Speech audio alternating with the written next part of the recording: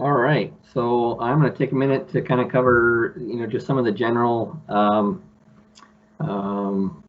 nuts and bolts, the stuff that have been put in place, and it's a direct effect of the COVID-19 on how we operate and the way things are going locally. I want to start with the waivers. A lot of folks know that both the work capacity test or the PAC test and the refresher and shelter deployment have been waived this year. And that is true for the majority of folks, especially with the work capacity test, on your red card. You going to be extended 13 months from the expiration of your current card, whenever that expires. But in order for that to get through the IQCS or the red card system, as sent out earlier, you still need to go through the process of filling out the HSQ and get that into the coordinator. So once that through the system, then we'll be able to waive that and make sure your card stays current whenever it does expire. The refresher, it has been waived again, but knowing that there's a lot of critical things that are making changes to our fire program, that's kind of why we're here today, to present the new as well as our annual stuff in preparation for the spring, so we can knock that rust off. I know being at home can definitely make you rusty, so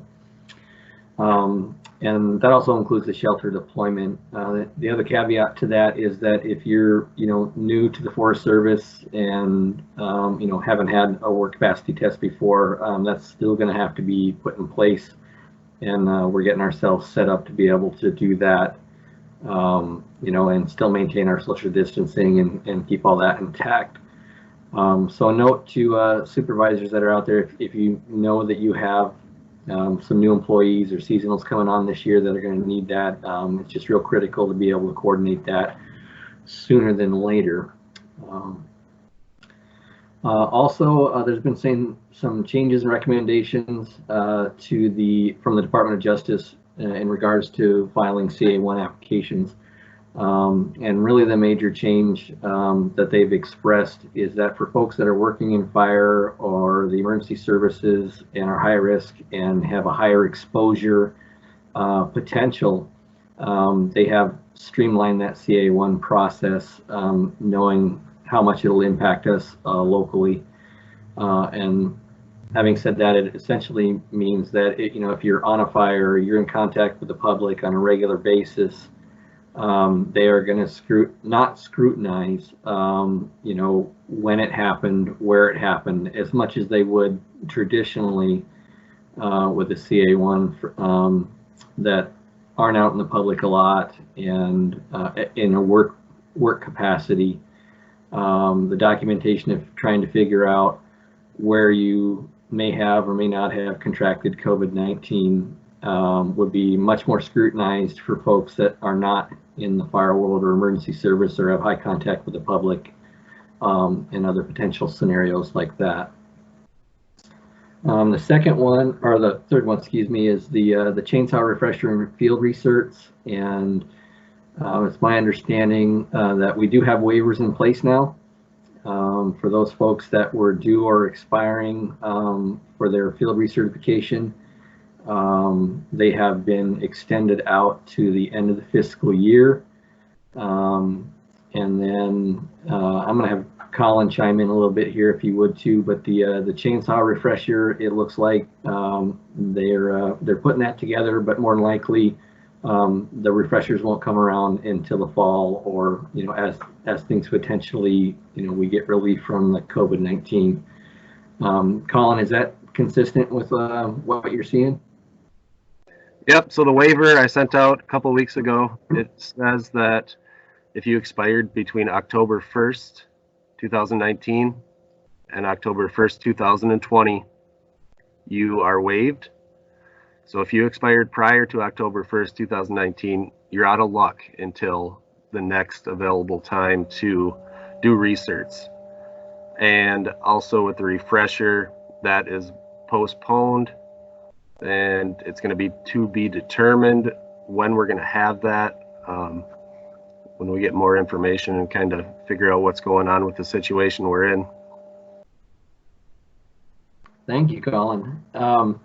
Yeah, and I'm glad you brought that up. I wanted to make sure I had the dates right. And part of the emphasis in how we responding or reacting to COVID-19 is that we're really trying to minimize the risks. So our everyday, traditional work that we do, running chainsaws, we're looking to, mitigate or not do that at all, unless it's a real critical need, because, what we're looking to do is alleviate the strain on the emergency services. We certainly don't want to have an accident that is going to tax emergency services, as well as having a person, put into that system or have to make a run to the hospital and have a serious injury on the job when it can be avoided. And so, as Colin said, if you expired prior to October 1, 2019, then you are out of luck, because we're not going to take the risk of field certing someone for the reasons I just mentioned. So next order of business, there's the forest orders that Sid had touched on. We are going to have fire restrictions in place, or do. There's no campfires or charcoal fires. Only fires for cooking and whatnot are going to be propane only. So Mike, this is Eric. Go ahead. That's changed a little bit. So the propane portion is not exempted in the order. So any petroleum-based fire will also have a restriction or a ban on it.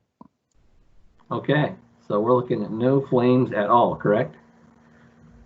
That's correct. Okay. Yeah, I talked with that Sid yesterday to see what the latest and greatest was, because I know things were changing, so I appreciate you chiming in there. As far as our public facilities, we are closing all of those areas that make it hard to keep social distancing, keep clean, keep small groups under 10, and that includes the campgrounds, and toilets are closed. A lot of the general access areas are still open, like boat launches, trails, and some of the dispersed sites that aren't multiple sites as well. And I may have put the cart in front of the horse, but the DNR has been doing this as well, and I know Sid had mentioned that she's looking to be consistent with them, so that our message to the public is not confusing. And so they put us in regards to fire, they have a statewide burn ban in effect. They are still allowing campfires, which I think are campfires on private land and whatnot, but it's my understanding the only criteria they're using to implement that burn ban is if the area is snow-free. So they're not looking at those daily indices to see whether it's a good burn day or not a good burn day. If it's a snow-free condition, the burn ban is in total effect. And as well as public facilities for them, they've closed down all of their campgrounds, toilets, which are commensurate with the Forest Service. So, and I think that's really important and a great step. Like I said, it's always challenging, when you see mixed messages. My example is always, sometimes the fire sign in Escanaba says very high, and then you come out to Rapid, about 10, 15 miles away, and the fire sign says moderate. And we've worked over the years to start, coordinating that with them and using the same indices. And that's kind of the same scenario here, is that we get that consistent message out to the public.